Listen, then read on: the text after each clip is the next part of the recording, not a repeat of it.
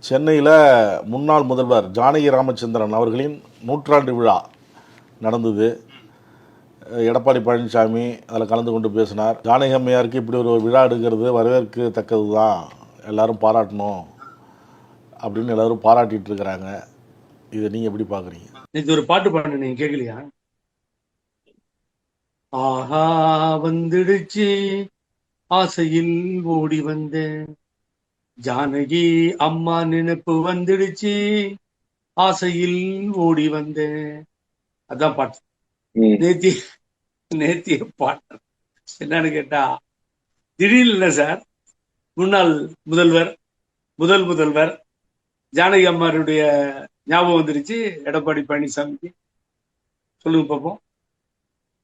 திடீர்னு வருது, திடீர்னு ஒரு விழா நடக்குது.